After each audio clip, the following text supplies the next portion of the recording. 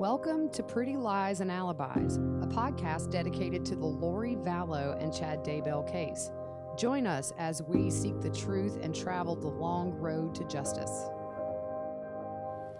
Hello, everybody. Welcome to a new episode of Pretty Lies and Alibis. I am going by Gigi now. And I'm Fruit Loop. Okay, so we're both named Jennifer, and it gets really confusing when somebody asks one of us a question on Twitter, and so we don't go by Jennifer. So from now on, I'm Gigi. That's Fruit Loop. That's who we're going to be from now on. Big news today, Fruit Loop. Yeah, a ton of information was just dropped. Crazy. So what we have now is the unsealed probable cause affidavit for the search on Chad Daybell's property, which resulted in the remains of JJ and Tylee being found after all these months of searching. Chad was arrested shortly after the remains were discovered and is still being held in jail on a $1 million bond with 2 counts of tampering with evidence, which are human remains. So what we're going to do tonight is we're going to kind of summarize what this affidavit says, and then we're going to pick it apart. So we will get started with that right now. Just as a little warning, this is going to be graphic. Unfortunately, we're talking about children that were murdered. So the details are not pleasant, but it's part of the journey for justice is finding out why we are seeking justice for these kids. And I think once we go through all this, you'll agree that life in prison for Lori and Chad doesn't seem like enough. Fruit Loop, before we dive in, we were actually preparing to do a different podcast, and this news came in just as we were about to get started. And so we decided to scrap that. We'll update a new one tomorrow, probably, with all the stuff we wanted to talk about. But what were your thoughts when we started peeling through this probable cause affidavit? Just shocking for me. The information, the testimonies, the locations of the pings of the cell phones, and just all the information. We finally today got some clarification and true information. Yeah. We've speculated all along, and today was like when this started coming out. We both were on Justin Lum's page, and it was so hard to get all the information. So we were scrambling, wanting to read, as much as we could. And right, because they released it. He released it page by page, and the way the chronological order goes on Twitter, it was kind of backwards, and so it was really hard to read. But once it came through, everything was uploaded onto Facebook where you could read it one after the other. So very shocking. I'm not surprised. We had heard some rumors about the conditions of the bodies, specifically with the dismemberment and charred remains. But reading it on paper, I think for me was just, I've kind of had a sick feeling since we started reading this. Yeah. It's hard to read. It's really, it's emotional. And again, we give, our thoughts and prayers are with the families, that Definitely. are, getting this information today and seeing, and I know it's hard, to have to relive this over and over again. Yeah, it's, I do feel for the families, obviously. And unfortunately, this is just the beginning of a very long and painful process for all of the people that are surviving, that are victims themselves of Lori and Chad. It's, a murder. I've never obviously experienced it personally, but I can't imagine having to grieve publicly, on a world scale, world stage almost. There are people that follow the story from all over the world. So I just can't imagine. This has got to just be hard to see your loved one and what happened to them. We're starting to get some answers now. Yeah, exactly. And we wanted to talk a little bit about Facebook and comments and posts and attacking people and, everything. We're looking at this story from the end to the beginning. And, we've discussed that everyone involved, didn't necessarily know what these people were capable of. And it's easy for people to lash out and to criticize and to critique and to bash. I mean, we've seen it all day, and it's been going on for weeks on these Facebook pages, and it's hard. And we want these people to come out and share truth, and we want them to share exactly what happened so we can get justice for Tammy and Charles and Tylee and JJ. And it's hard to watch. It really is. There have been a lot of issues. I think I've gotten to where I don't go to the groups as much. And if I do, I just try to find something that grabs my attention. I used to kind of read the first 5 or 6 posts, but there are certain people that have seemingly made it their mission to target certain members of the families and feel like they're entitled to know things about these people that have nothing to do with this case. And then they do their online attacks about it. And look, we'll say that like 95% of everybody in those groups are there for the right reasons. But you do with every trial start to get people in there that feel like they're entitled to know everything about these families. And, if the family doesn't do this, they get attacked. If they don't do that, it's just ridiculous. And I think there was one specific instance where we really don't like drama. We avoid it. But I think this was just so nasty where a girl, one of the Woodcocks had put up a house that was for sale, and it clearly was in the family. And Colby's wife had commented on that post and said, I guess we're moving. And you could tell it was kind of a dream post, like, oh, that's beautiful, we're moving. And this girl is like, they have GoFundMe accounts. How can they be moving? Is this the time to be moving? And she was just attacking them. Did you see that post, Fruit Loop? I did, and it was ridiculous. Yeah, it was just, you don't know where some people, right. And what, to make matters worse, everybody was defending the family on this, but the girl today posts again and says, I end up and contacted this person in the family. She says they're not moving. That's all I needed to know.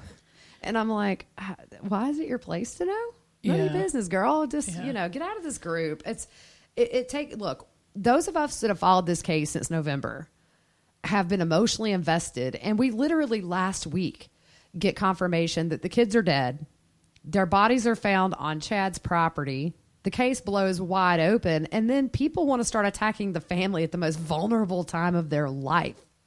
Exactly. I just want to say, we go to all the groups. We've said this before. I don't look at what family member is in this group, what family member is in that group. We visit them all. But, man, people, if you're out there causing drama, stop.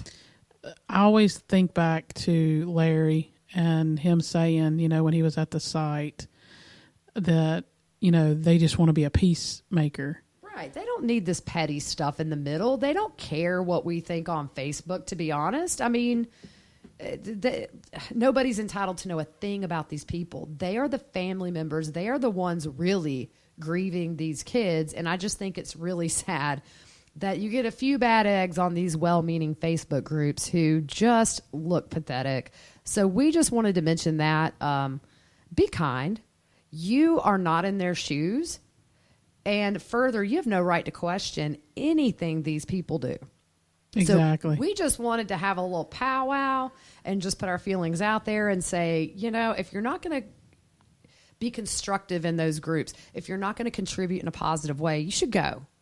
There are plenty of Facebook pages where you can flaunt your drama all day long. I just think it's dirty that it's in this group. Exactly. given what we know. So there you go. We spoke our piece. Moving along. So in jumping in the court documents, if we're going to go ahead and do that now. Yep. So the first thing that after, some of the information, it's in the 8th paragraph, is talking about Lori Vallow's close friend, Melanie Gibb. And, she's cooperated with the police from the get-go. I can't imagine being in her shoes. I agree. Just what she's been through, fear for her life, scrutinized in the public. All the while probably beating herself up. Look, I'm not victimizing Melanie Gibb in no way. She definitely made some questionable choices.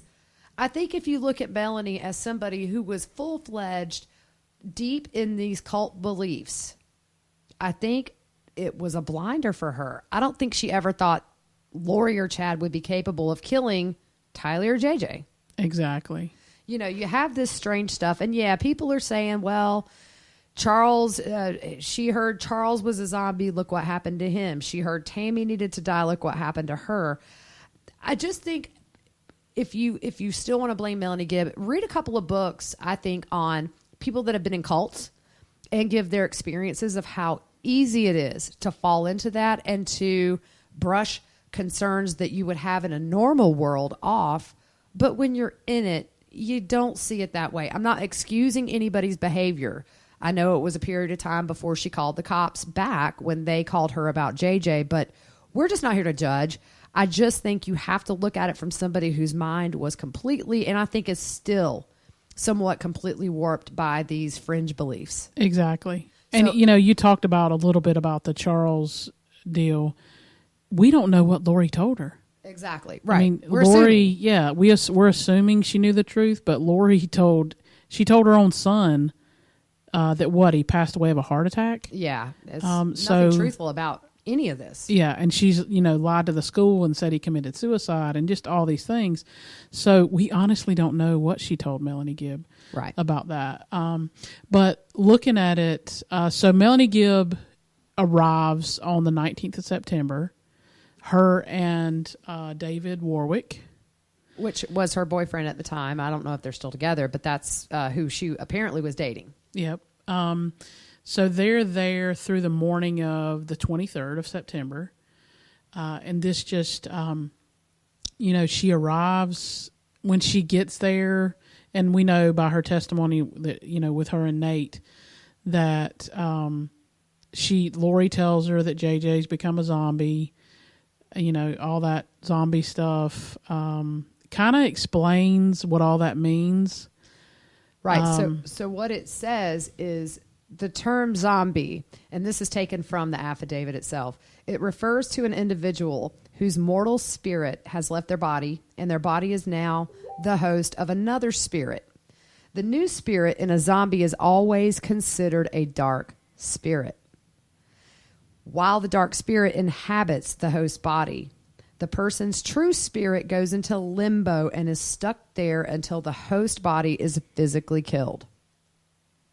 So, early on from this case, a lot of people just thought this was a situation where it was insurance money and her wanting to be free from her kids. I think that's part of it. But I've always said I felt like this cult and the beliefs would be at the center of the kid's disappearance. And I think we've kind of found that out today. How did you feel about it, Fruit Loop? Did you feel like this could have been insurance money and just convenience related where she did not want to be a mom? I think it's a combination. When we looked at some of the other evidence of some testimonies and some wordings and some things we read, it was almost a power thing with Chad. Taking control over Lori and that power there of getting her to do things. And she is innocent. She is not innocent in any way. No. But we see that with him, that kind of power deal with all that.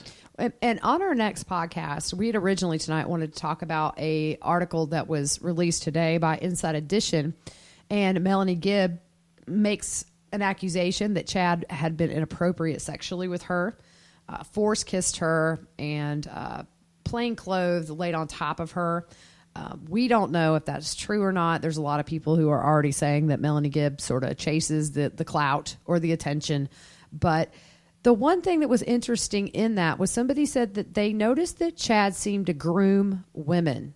He seemed to sort of see how responsive, I guess, they were, I guess is one way to put it, to his beliefs. And what do you think maybe happened with Lori? Did he find the perfect one? Yeah, I mean, there's been, witnesses and testimonies that he always had like a following. All these, ladies kind of flocking to him. Right. And that's dangerous. Very. And there's a reason, too, guys like that don't have a large male following, is because I'm a woman. But if they sort of have a little crush on Chad because he's an author of a bunch of books that you find interesting and you believe in, well, he's kind of like a mini celebrity. So, and men I don't think more men buy this bull crap than women. I think women are somewhat easier to charm.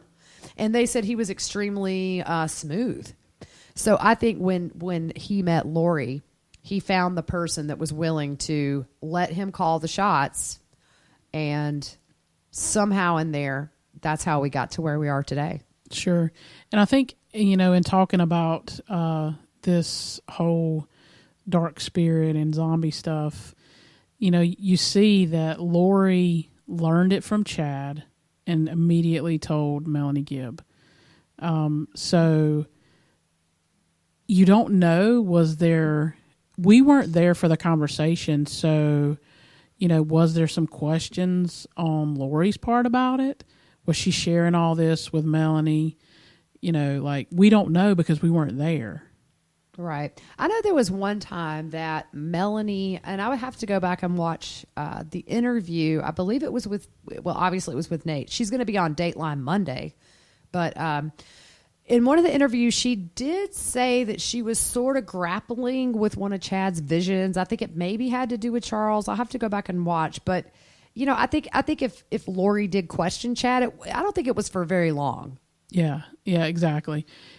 And then you get into the information and the testimony of, Melanie said that Lori called Tylee a zombie in the spring of 2019. I think they were on a phone call or something, and she referred to Tylee as a zombie, and Tylee responds, "Not me, Mom," something like that.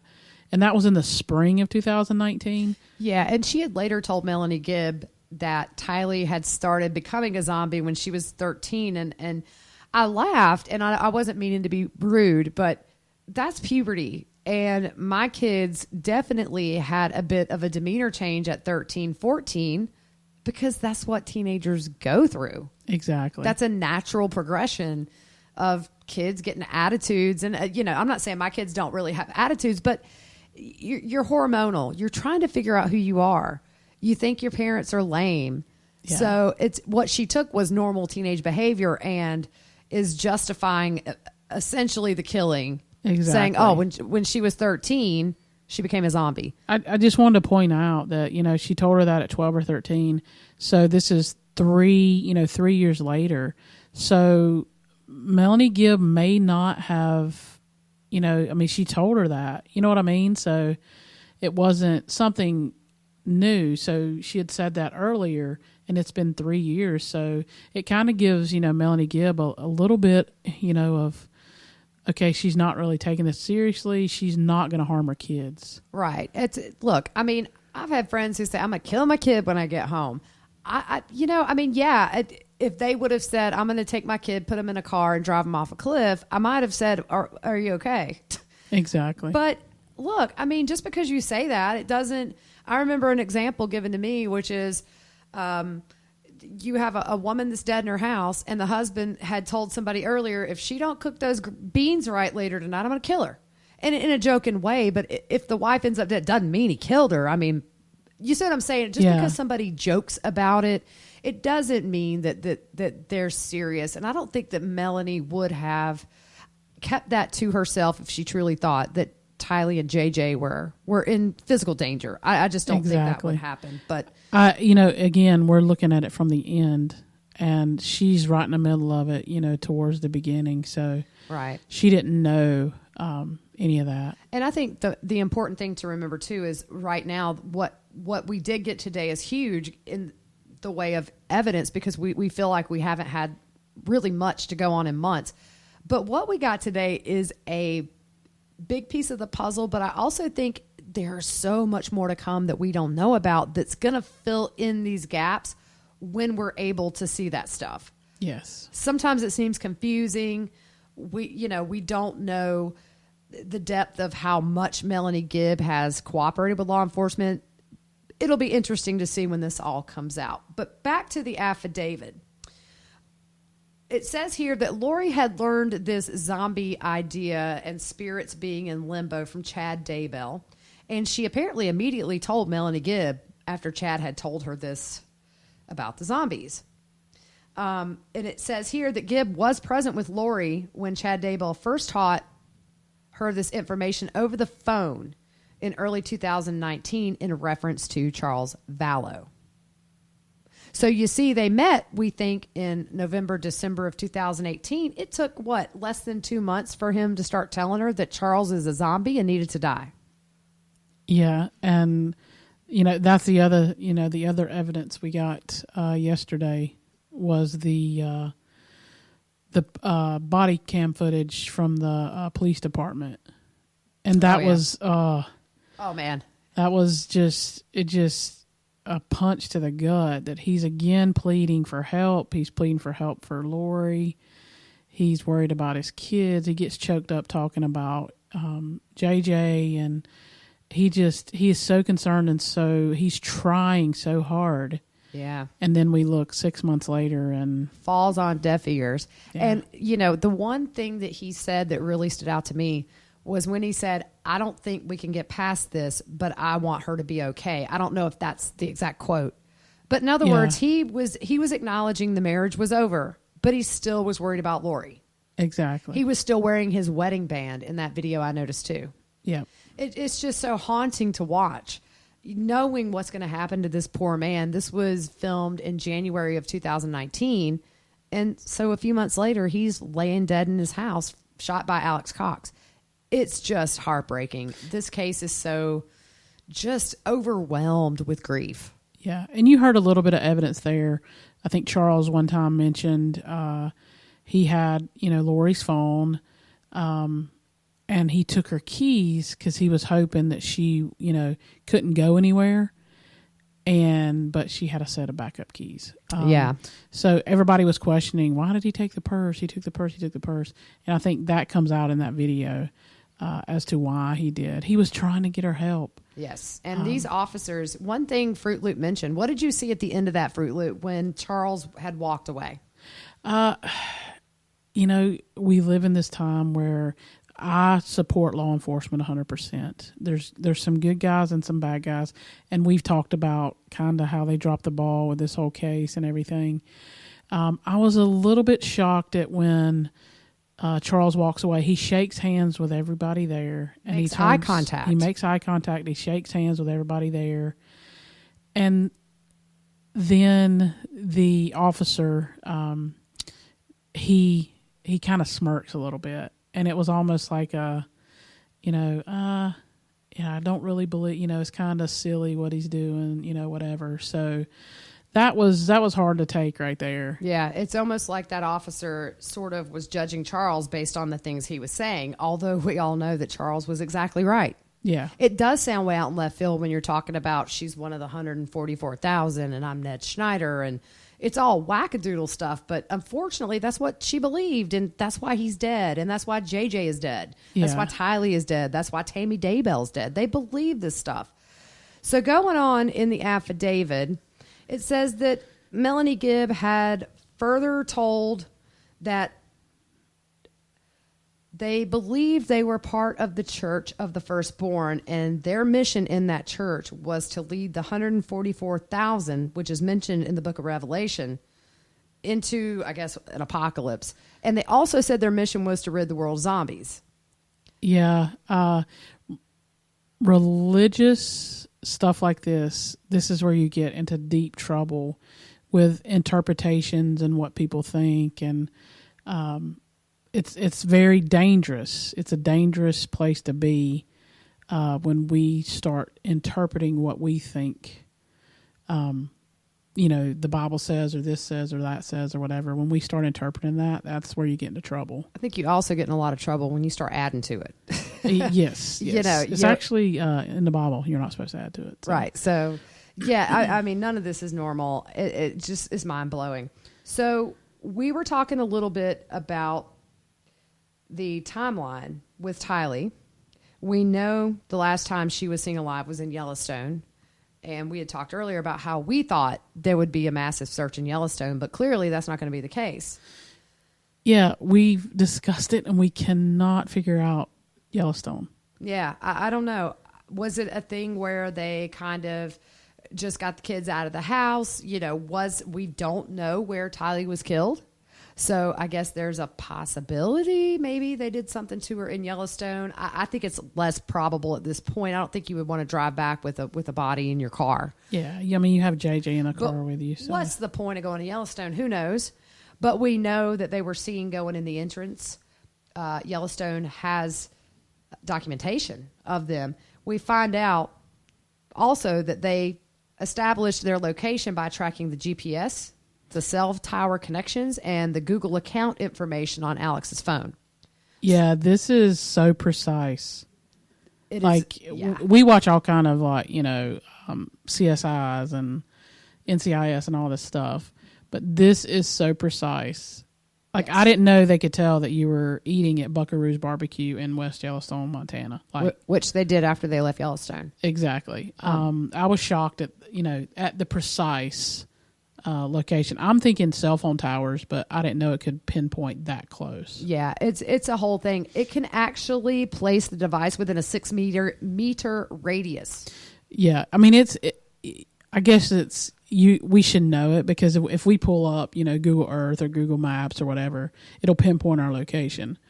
Telling you exactly where you are. So it makes sense, but I don't know. I was shocked that they could get that precise. Yeah, so we know they went into Yellowstone. They were seen exiting through the west entrance of Yellowstone at 6:40 p.m. Yep. From there, they tracked them to Buckaroo's Barbecue in West Yellowstone, Montana, from 6:45 until 7:02. Yep. And then, at least Alex, they only name Alex here, returns to Rexburg at 8:37. Yeah, and we talked about that. This is all Alex's ping, and we're assuming that they're all together. Right. Because they were seen together in Yellowstone. It's important to remember, talking about this next part, that the Yellowstone trip, as you all are aware, but to the newcomers, the Yellowstone trip was the last time that photo that was in Lori's iCloud account that the FBI released in hoping to put Tylee's face out there months ago. That was the last time she was seen alive, and she is presumed dead on or around this day. Exactly. So we just wanted to make sure you guys know, because we're going to get into some times here, and it gets confusing, but it makes sense in the end, so bear with us. Fruit Loop, why don't you go ahead on paragraph 15? Okay. So it's breaking down the trip from Yellowstone. So we'll leave off with Alex Cox returns to Rexburg at 8:37 p.m.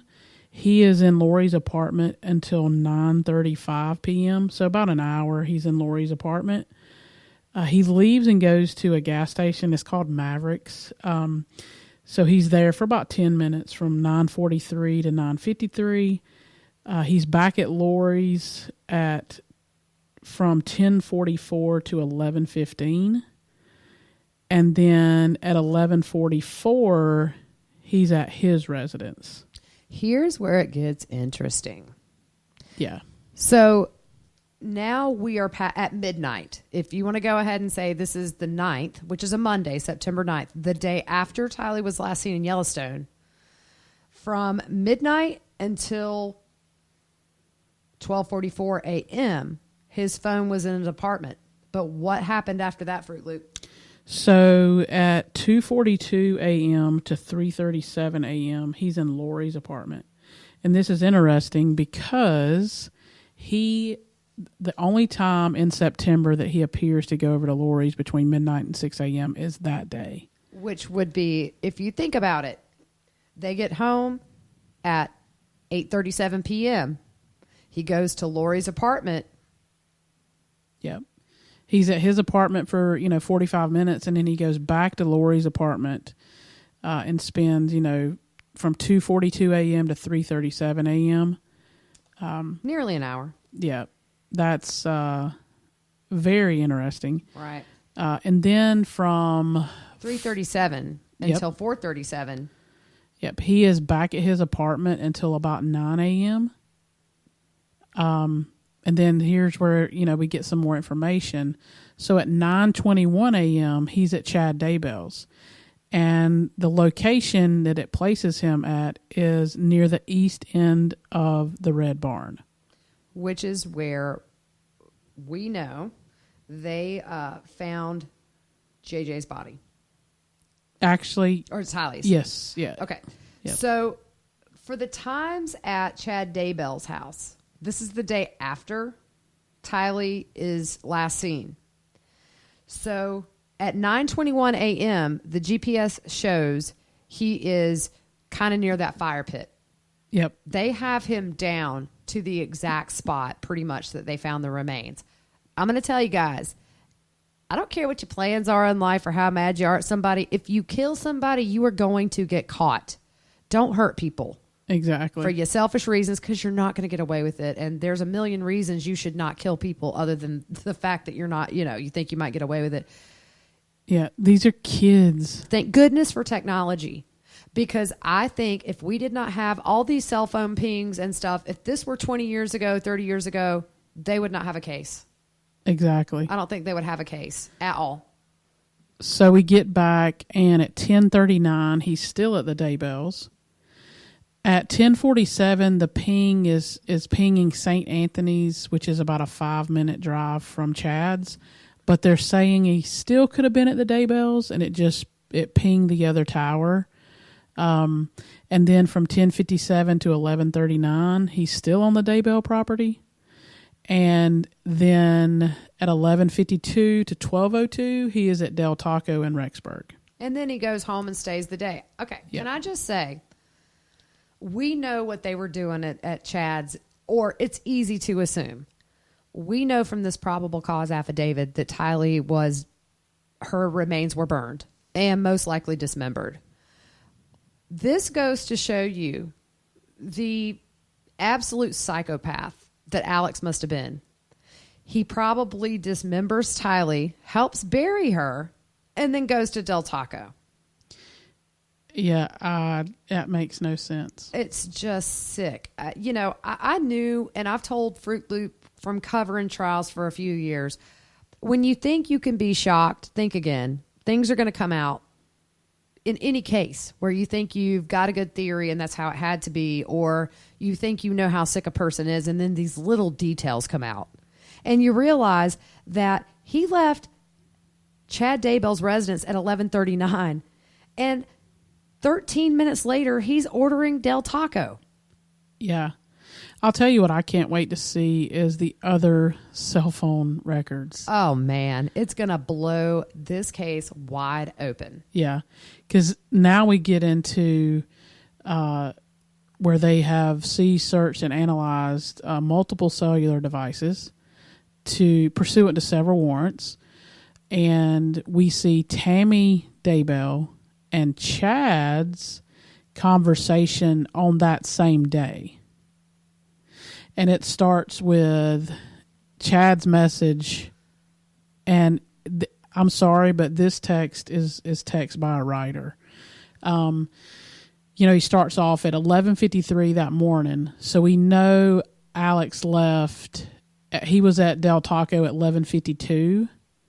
So at 11:53, Chad texts Tammy and says, Well, I've had an interesting morning. I felt I should burn all of the limb debris by the fire pit before it got too soaked by the coming storms.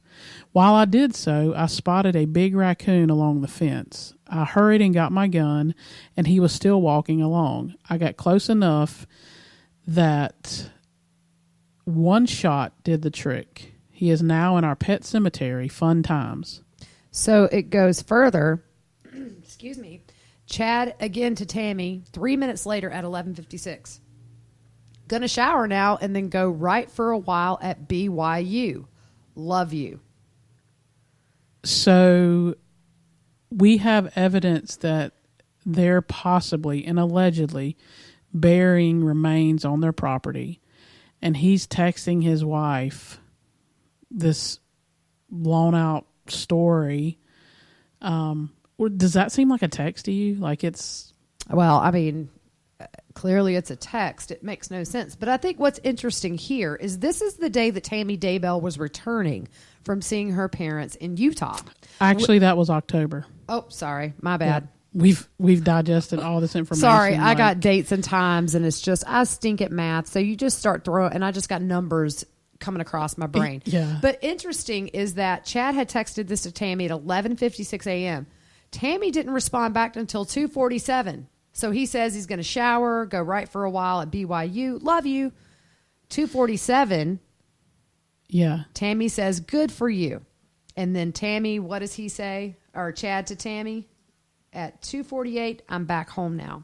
So now that we've got the text out there, okay, let's theorize about this, Fruit Loop. He feels he should burn all of the limb debris by the fire pit before it got too soaked by the coming storms. So I guess what we're finding out here is maybe Chad and Alex. And we don't know if Lori was there. We don't know. But so I'm assuming here they're saying that possibly they did have a fire the morning they what we presume is buried Tylee.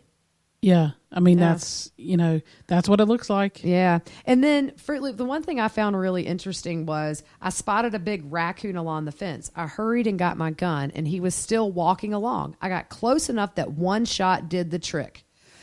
I'm wondering if this was sort of an alibi for what could have been a gunshot heard by neighbors. Yeah, I don't know. Did he make that up for the gunshot, or did he make that up so she would know why there was some dug up ground in the yard? Yeah, it'll be interesting to find that out, whether he was referring to maybe there was a gunshot, or was this an excuse to not put any bells off. And look, this is what breaks my heart about Tammy is obviously the way she was done. I mean, she was just tossed aside and killed for this purpose. But Tammy was a school librarian. She loved children. Everybody loved her. And I can't imagine. And thank goodness we don't know that she didn't know anything. There's a lot of motive there to kill her. Yeah. But this poor woman is laying her head down every night in the family home, not knowing there are 2 children buried. It's just right in their backyard. Yeah, it's just sick. And he's a grandfather. He's a grandfather. He's a father. Yeah.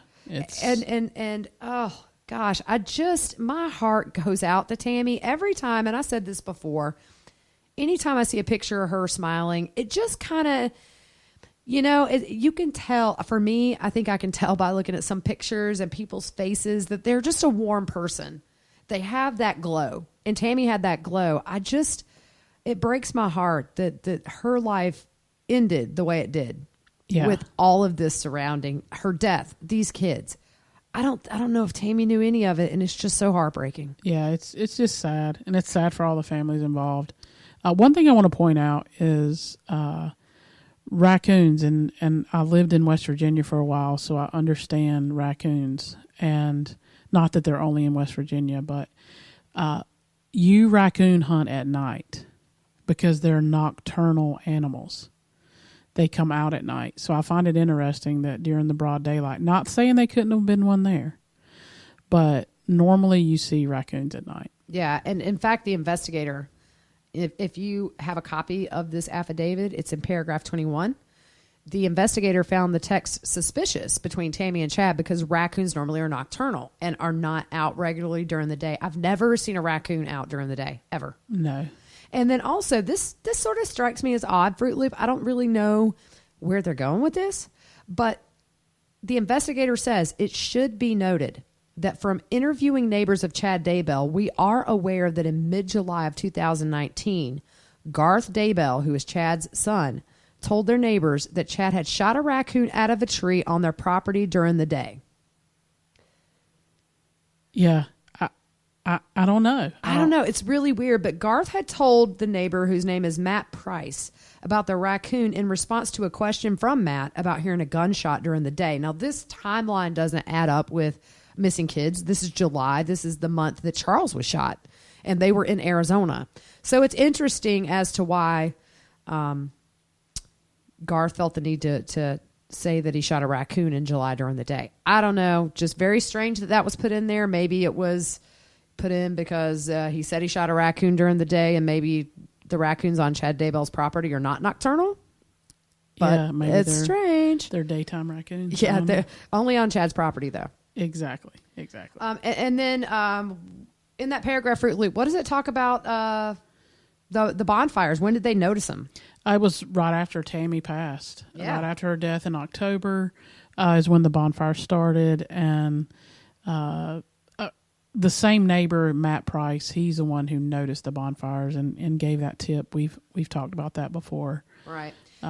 So moving on to paragraph 22nd. 22nd. It's been a long day, people. Detective Bruce Mattingly of the Fremont County Sheriff's Office contacted Samantha. I don't know if this is a typo. Williams?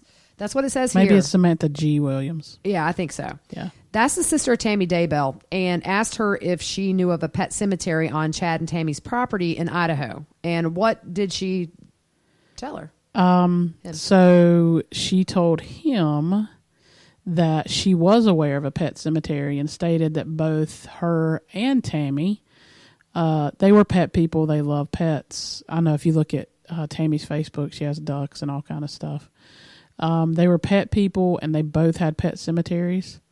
And she could actually, she could locate the pet cemetery on the property, and again stated that it was east of the Red Barn near the fire pit, which we know that that's where remains were found. Of Tylee. And that's where Alex's cell phone pinged. And the sister was shown an aerial photograph of the property and pointed right to where the remains were found. Exactly. So it's that's June 2nd. So that's 17 days ago. Right. So you see how quickly now, or you see that up until really, because we know that the affidavit was issued for that 4 days before they actually went to the property. So that would have been, let's see, the kids were found. Well, anyways, so we know 4 days before. So they were working and interviewing family members apparently right up until when they had this warrant issued for the search warrant. Sure. And, everybody has said, oh, it's taking so long. They're not doing anything. And here we get all this evidence and we're like, oh, wait, yes, they were. Right. And you have to understand, too, that not only are they chasing cell phone pings, looking at text messages, they're having to wait on these subpoenas to come back. It's a lot. But then they got to make sense of it. They've got to coordinate Chad's cell phone records with Alex's. They got to coordinate Lori's with Chad's. It's just so much. And this is only one case. There are several others, as we know, being investigated. This case is the biggest I've ever seen in my life, and it is the most convoluted, I might add. It's hard to keep up with everything. Yeah, it truly is. But I just want to reiterate that when Alex left, he was at the eating place or whatever, Del Taco, at 11:52.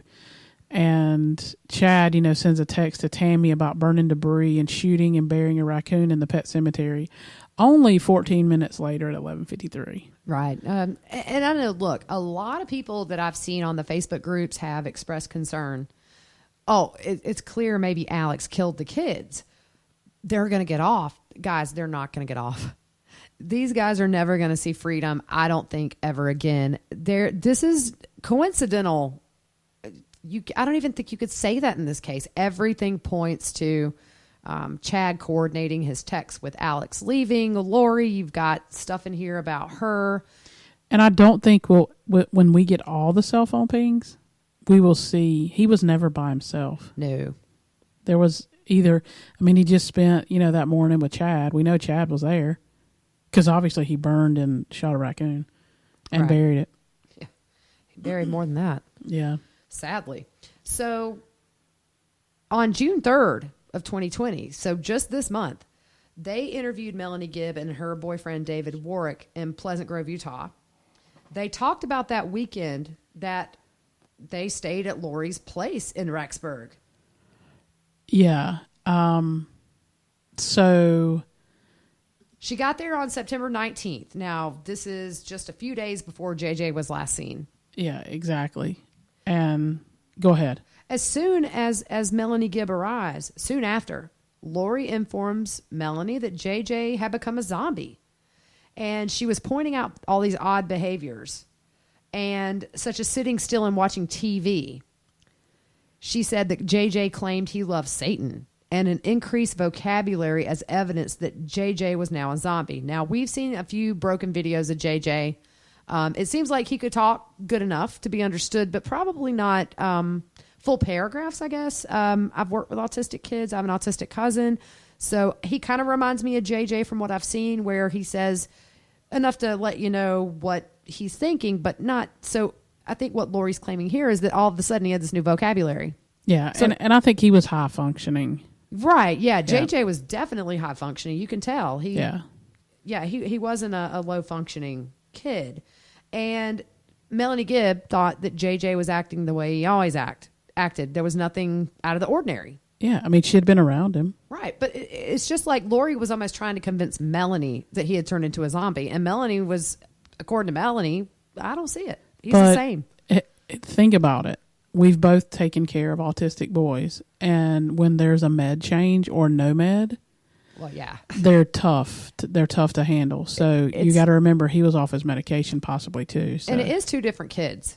I worked for a year at a special needs school. So every student there was on the lower functioning spectrum. It was a school only for special needs kids who needed pretty much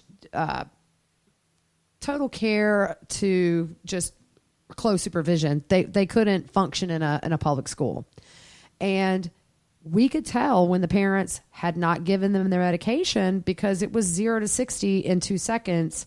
And the behaviors that weren't normal for them when they were medicated, they were harder to deal with, obviously. These medications for autism can be sedatives. Exactly. They calm them down. And so if he's not on them, of course JJ is going to be full throttle. Yep. So this next number, it's number 25 in the documents. This is chilling and hard to swallow. So this is the last time that Melanie Gibb and David Warwick verifiably saw JJ was the night of September 22nd. And it says, that David Warwick informed them it was late and Gibb, Vallow, and Warwick were going to do a podcast. And Warwick said that JJ was acting up. So Alex took him to his apartment in the complex. And when Alex returned later that night, he was carrying JJ, who appeared to be asleep, with his head on Alex's shoulder. And David Warwick says he specifically remembered it because he thought it was a tender moment. Yeah. And that's the last night that JJ is seen alive. Yeah, and it's hard to know. Did Alex do something to JJ before he left the apartment?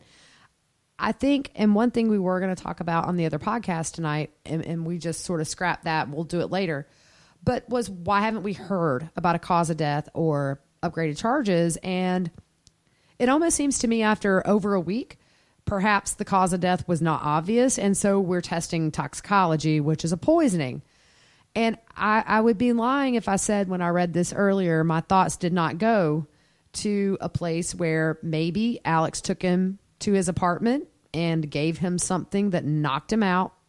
Now, to be fair, it was said by Lori to the babysitter that she would, I believe it was the babysitter, maybe Melanie Gibb, that JJ would get really sleepy quickly after having his medicine. So she was able to give it to him and kind of, do her own thing because he would fall right asleep. Whether or not he got his normal medicine, I doubt it because he had been off of it. And it was some time that it had been filled even. I think, was it January of that year? Was the last time that medication was filled? I believe. I'll have to look it up. I know it was the 17th. I just don't know. I think January's right. Right. But it is so sad to think that JJ is being carried by Alex, who good of a chance that Alex murdered JJ as well as Lori or Chad. We don't know exactly who did what, but the day before he goes missing, he's being carried by his uncle with his head on his shoulder. I just get the willies. Yeah. That's a tough one because you don't know. You don't know. So what does it mention in the next part about the next morning? So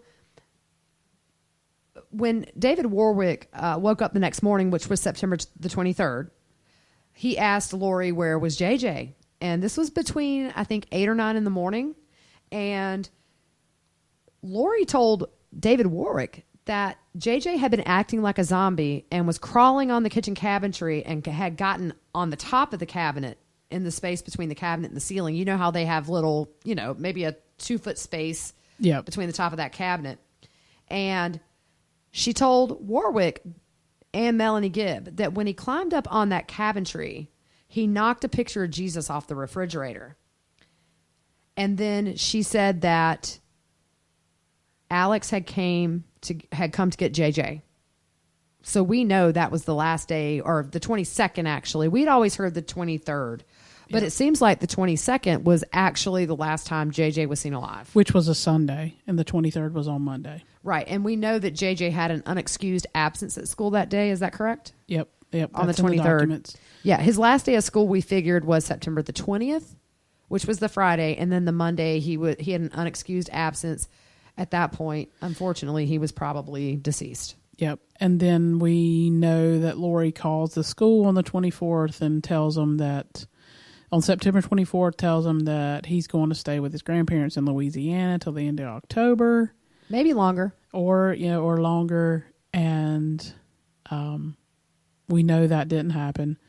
And I find it odd that she called on October 29th and withdrew him and said, so over a month later, she calls right before she's getting ready to go to Hawaii and withdraws JJ from school and says she's going to homeschool him. It's just too much. Yep. So back to that morning of the 23rd. Now remember, JJ was seen on the 22nd asleep in Alex's arms with his head on his shoulder. On the morning of the 23rd, now remember, Lori had told Melanie and David that Alex had come to get JJ because he was acting up. Where was Alex that morning at 9:55 a.m., Fruit Loop? So he is again on Chad Daybell's property. And he was there until 10:12.